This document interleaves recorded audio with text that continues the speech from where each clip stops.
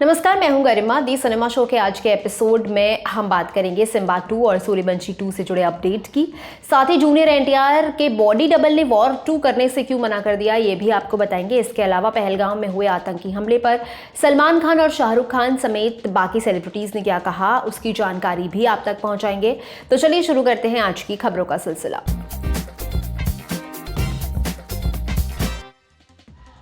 CBS ने FBI franchise की नई सीरीज पर काम शुरू कर दिया है। इस बार कहानी सीआईए एजेंट्स पर बेस्ड होगी।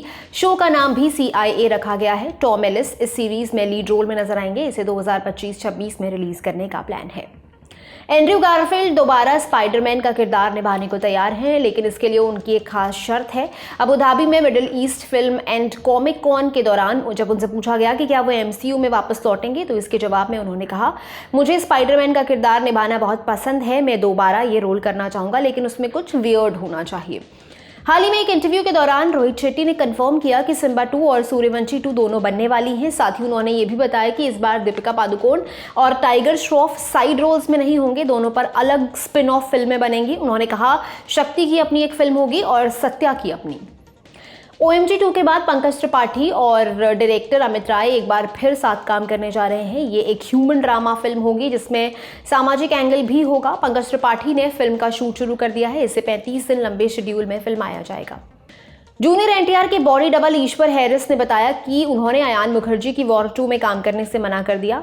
मना स्टार्स नाम के चैनल को दिए इंटरव्यू में उन्होंने कहा, मुझे हाल ही में वॉर 2 के लिए जूनियर एनटीआर के कुछ सीन्स करने के लिए अप्रोच किया गया था, लेकिन मुझे उसके लिए ना कहना पड़ा। वो बहुत कम पैसे दे रहे थे, उसमें शायद मेरी फ्लाइट की टिकट्स भी नहीं आ पाती।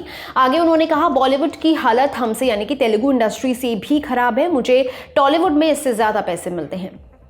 टाइम्स ऑफ इंडिया से बात करते हुए फिल्म मेकर सूरज बड़जात्या ने हम आपके हैं कौन की सीक्वल और उनकी कास्ट पर बात की। उन्होंने कहा, मैं अगर कभी हम आपके हैं कौन का सीक्वल बनाता हूं तो उसे फ्रेश कास्ट के साथ बनाऊंगा। आगे उन्होंने कहा, मुझे लगता है एक अच्छी स्क्रिप्ट किसी भी चीज़ से बड़ी है। उन्होंने कहा, अगर उनके पास सलमान और माधुरी के लिए कोई स्क्रिप्ट होगी तो वो ज़रूर उनके साथ वापस काम करेंगे। धर्मा प्रोडक्शंस और महावीर जैन फिल्म्स ने मिलकर एक नई साझेदारी का ऐलान कर दिया है। दोनों ने कई फिल्मों की डील साइन की है। उनकी पहली फिल्म कार्तिक आर्यन की नागजिला होगी। ये बड़े बजट की क्रीचर कॉमेडी फिल्म है। इंडस्ट्री के लोग इस पार्टनरशिप को गेम चेंजर मान रहे हैं। माधुरी दीक्षित और तृप्ति डिमरी जल्द ही स्क्रीन शेयर करेंगी। फिल्म का नाम होगा माँ बहन। फिल्म में दोनों माँ बेटी के रोल में नजर आएंगी। ये एक मॉडर्न लड़की और उसकी ट्रेडिशनल माँ की कहानी होगी। रवि किशन भी फिल्म में अहम रोल में होंगे। KGF 2 के 4 साल बाद एक बार फिर यश बड़ी स्क्रीन पर लौटेंगे। 2026 में यश की 2 मेगा बजट फिल्में आने वाली हैं। एक है नितेश तिवारी की रामायण जो 2 पार्ट्स में बनेगी। दूसरी है टॉक्सिक जिसे गीतू मोहनदास डायरेक्ट कर रही हैं। KGF 2 से यश को नॉर्थ इंडिया में लोग पहचानने लगे हैं। रामायण यश को एक पैन इंडिया स्टार के तौर पर स्थापित करने में मदद कर सकती है। जैसे बाहुबली और कल्कि 2898 AD के बाद प्रभास एक पैन इंडिया स्टार बने थे। नेशनल फिल्म डेवलपमेंट और the national film archive of India ने मिलकर एनटीआर की क्लासिक कल्ट तेलुगु फिल्म पाताल भैरवी को रिस्टोर किया है। केवी रेड्डी के डायरेक्शन में बनी पाताल भैरवी अपने समय की बहुत बड़ी ब्लॉकबस्टर फिल्म थी। इस फिल्म के बनने की कहानी आप ललन टॉप सिनेमा के पेज पर जाकर पढ़ सकते हैं और उसका वीडियो भी यूट्यूब चैनल पर देख सकते हैं।